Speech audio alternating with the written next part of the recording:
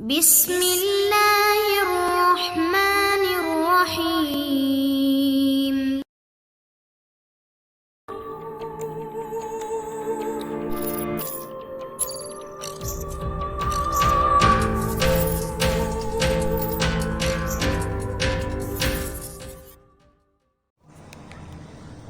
अस्सलाम वालेकुम दोस्तों।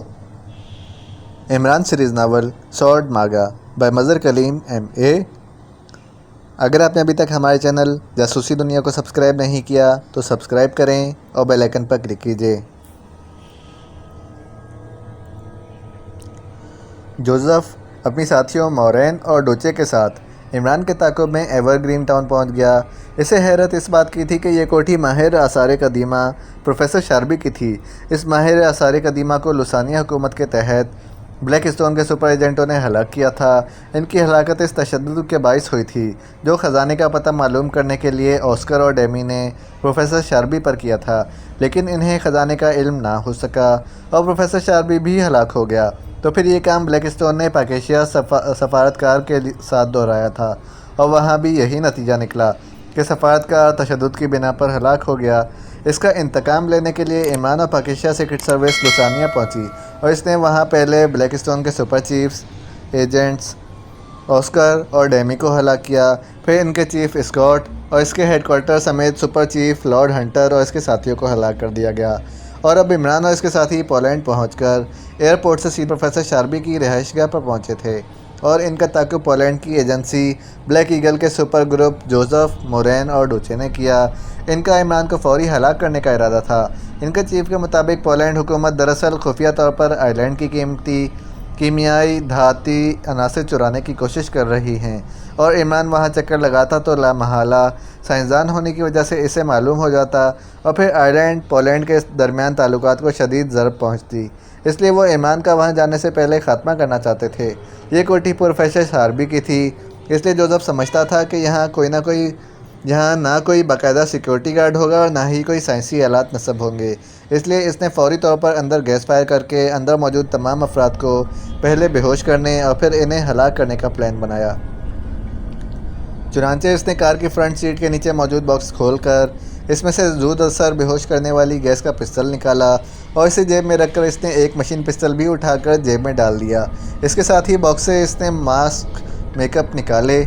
वो इस तमाम कार्रवाई के दौरान अपने असल चेहरे सामने ना लाना चाहते थे, इसलिए इन दोनों ने मास्क मेकअप किए। अब इनके चेहरों के नकुश और बालों के रंग और अंदाज भी तब्दील हो गए थे। फिर वो तीनों पार्किंग से निकलकर साइड रोड पर आ गए। इन्होंने पहले चेक कर लिया था कि उगबी तरफ से आसानी से अंदर दाखिल हुआ जा सकता था। फिर ऐसा ही हुआ। जोसेफ ने गैस पिस्टल निकालकर इसका रुख प्रोफेसर शार्बी की कोठी की तरफ करके ट्रिगर दबा दिया। पिस्टल में से एक नीले रंग का कैप्सूल निकलकर दीवार के पीछे गायब हो गया तो जोसेफ ने दूसरा कैप्सूल फायर कर दिया और फिर गैस पिस्टल को वापस जेब में डालकर वो एक एक करके उगबी दीवार के करीब मौजूद कूड़ा करकट के ड्रमों पर चढ़कर कोठी के अंदर कूद गए। उगबी दीवार ज़्यादा ऊंची ना थी, इसलिए इन्हें अंदर उतरने में कोई मुश्किल पेश ना आई थी। फिर वो तीनों साइडों से होते हुए फ्रंट की तरफ पहुंच गए। कोठी पर खामोशी तारी थी। इसका मतलब है कि सब बेहोश हो गए हैं। इमरान को तलाश करो ताकि इसका फौरी खात्मा किया जा सके, जोसेफ ने ऊंची आवाज़ में कहा, क्योंकि इस कोठी में सिवाय मोरेन और डोचे के और कोई सुनने वाला ही ना था। लेकिन इससे पहले कि वो इमारत तक पहुंचते, अचानक जोसेफ का जहन किसी तेज़ रफ्तार लट्टू की तरह घूमना शुरू हो गया। इसके कानों में मोरेन और डोचे की आवाज़ें भी पड़ीं, लेकिन फिर खामोशी तारी हो गई और जोसेफ का घूमता हुआ जहन गहरी तारीकी में डूबता चला गया। लेकिन फिर जिस तरह घुप अंधेरे में बिजली की लहर चमकती है, इस तरह जोसेफ के जहन में भी धमाका हुआ और रोशनी की लहरें दिमाग में फैलने लग गईं। कुछ देर बाद जोसेफ का शऊर जागा तो इसने हैरत भरी नज़रों से इधर उधर देखा। ये एक कमरा था जो ड्राइंग रूम के अंदाज में सजा हुआ था। इसके साथ ही इसने उठने की कोशिश की, लेकिन बंदा होने की वजह से वो सिर्फ किसमिसा कर रह गया। इसने दाएं बाएं देखा तो एक बार फिर चौंक पड़ा, क्योंकि इसकी बाएं साइड पर मोरेन और इसके आगे डोचे रस्सियों पर बंधी हुई बैठी थीं। जोसेफ के जहन में ये देखकर धमाके से होने लगे। सामने जो औरत इत्मीनान से बैठी हुई थी, ये इमरान के ग्रुप में मौजूद दो औरतों में से एक थी। इसका मतलब था कि जोसेफ और इसके साथी प्रोफेसर शार्बी की रिहाइशगाह में ही हैं। अंदर तो वो खुद दाखिल हुए थे, लेकिन पूरी कोठी पर खामोशी तारी थी, क्योंकि जोसेफ ने अंदर गैस फायर की थी। लेकिन अचानक इन पर गैस का अटैक हुआ और अब वो होश में आए हैं तो वो कुर्सियों पर बंधे हुए बैठे हैं। ये सब क्या है? तुम कौन हो? जोसेफ ने सामने बैठी हुई औरत से कहा तो वो बेख्तियार हंस पड़ी। इसका अंदाज ऐसा था जैसे जोसेफ ने बच्चों जैसी बात की हो।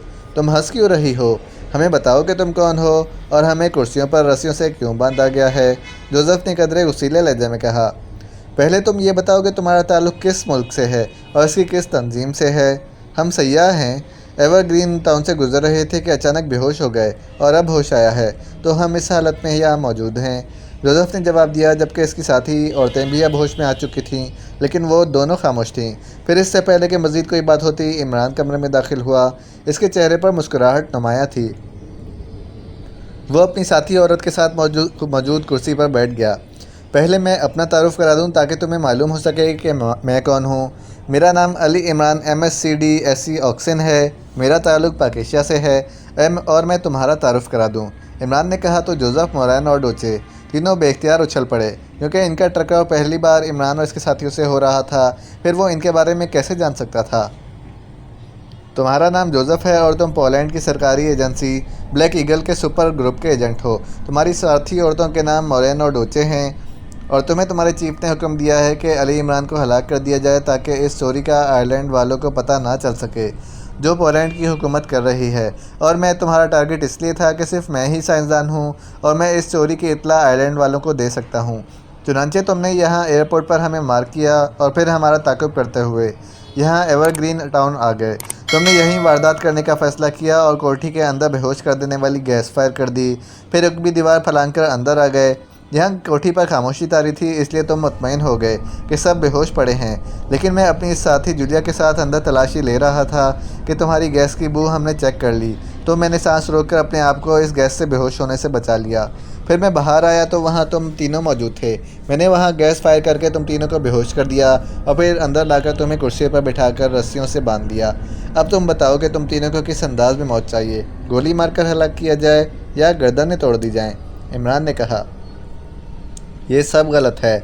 हमने अगर तुम्हें हलाक करना होता तो ये काम बड़ी आसानी से एयरपोर्ट पर ही कर देते और पकड़े जाते या निशानदही हो जाती और Pakistan secret service black eagle को इस तरह तबाह कर देती जिस तरह ब्लैक स्टोन को किया गया है। इमरान ने कहा, अब मैं क्या कह सकता हूँ, लेकिन तुम्हें हमारे नामों और हमारे मकासद के बारे में ये सब कैसे मालूम हुआ है? तुम्हारा हमारा टकराव तो पहली बार यहाँ हो रहा है। फिर जोसेफ ने कहा, मैं एक इल्म जानता हूँ जिसका नाम ITE है। मतलब है कि आइडियाज़ ट्रांसफ़र बाय आइज़, यानी आँखों के ज़रिए एक दूसरे के जहन से तमाम आइडियाज़ हासिल कर लेना। मैंने तुम्हारे होश में आते ही तुम्हारे जहन से तमाम मालूमात हासिल कर ली। इसकी वजह यही थी कि तुम्हारी ठोड़ी की साख्त और शेप इस अंदाज़ की है कि इल्म क़ियाफ़ा शनासी में ऐसे आदमी बेहद ज़िद्दी, बल्कि अहमकाना हद तक ज़िद्दी आदमी समझा जाता है। तुम मर तो जाओगे, लेकिन ज़िद पर आ गए तो कुछ नहीं बताओगे और मौत कबूल कर लोगे। इसलिए मैंने तुम्हारी पूरी तरह होश में आने से पहले ITE के अमल से तुम्हारे जहन में मौजूद तमाम मालूमात और ख़यालात वसूल कर लिए। इसलिए अब तुमसे कोई बात मालूम करने की ज़रूरत नहीं है। अलबत्ता तुम अपने चीफ़ का नंबर देना चाहो तो दे दो, ताकि मैं इससे बात करके इसे समझाऊं कि फ़जूल किस्म की बातें सोचकर इस तरह अहमकाना अंदाज में अपनी एजेंसी को इसमें झोंक देना सरासर हिमाकत है। और अगर तुम ना बताओगे तो हम तुम्हारी साथी ख़वातीन से पूछ लेंगे, और अगर वो भी ना बताएंगी तो फिर ITE का अमल दोबारा दोहराया जाएगा। लेकिन मसला ये है कि इस अमल के दौरान बेहद दबाव इंसानी जहन पर पड़ता है, इसलिए तुम्हारा जहन ख़त्म हो सकता है। तुम मुकम्मल तौर पर पागल हो सकते हो। छोड़ो, क्यों वक्त ज़ाया कर रहे हो? खुद ही इन्हें ज़िद्दी कह रहे हो और ख़ुद ही इनसे पूछ रहे हो। इन्हें गोली मारो और लाशें उठाकर यहाँ से रवाना हो जाते हैं, रास्ते में कहीं फेंक देंगे। मैं इनके चीफ से बात करना चाहता हूँ। चलो मैं खुद ही नंबर मालूम कर लेता हूँ, ये कौन सा मुश्किल काम है?